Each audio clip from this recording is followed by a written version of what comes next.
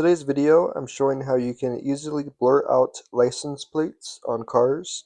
Here's the two separate cars that we're going to use. The first thing I'm going to do is hold down Option and move this clip above it to copy it. And now I'm going to find a good spot of the video where you have an easy view of the license plate. And then I'm going to click this button right here and go to Add Magnetic Mask. And now I'll just click on the plate. So holding down Option, you can then click all around the plate so that way the mask only gets the plate. Then also click on the plate a few more. I'm going to zoom in a bit just to make sure it really is selected. So it looks good. And now click Analyze. And this usually does really good and goes really fast.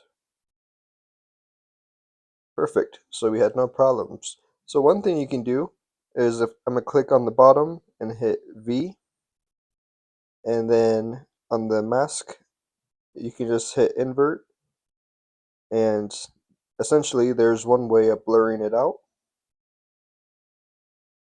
Now if you just want it to have a simple blur, I'll go back to invert, click V again on the bottom clip, and now going over to the effects, click on blur, and you can kind of scan the different options and see what it looks like. So I feel like Gaussian does really good. And now when you play it back, it's blurred out. And then you can also just change the settings to get more or less blur. And then when you go to full screen, and then another blur that you could do is pixelate. So go into all video and then type pixel. So this is another way of blurring things out. And there you go. Now for the second car, see, it has a little bit different of a spot, but it's the same thing. Hold down Option, move the clip above it to copy paste. Click on this button, add the mask, click on the plate, hold down Option to go around it.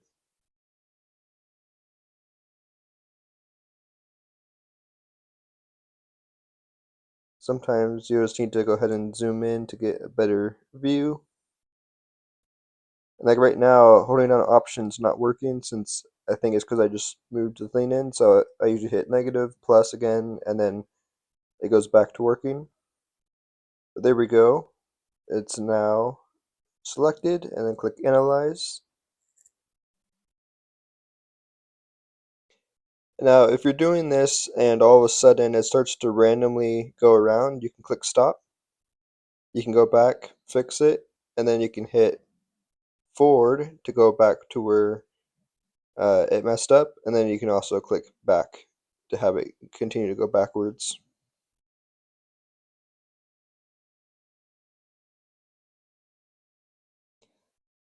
And there we go.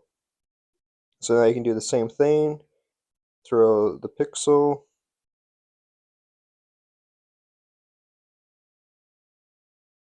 so technically this moves it around, so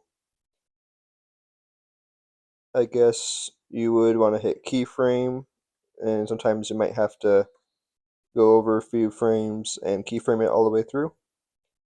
So this is a good example of blur is much better, and there we go. And that's it for this video. Please consider commenting, liking, and subscribing, and thank you for watching.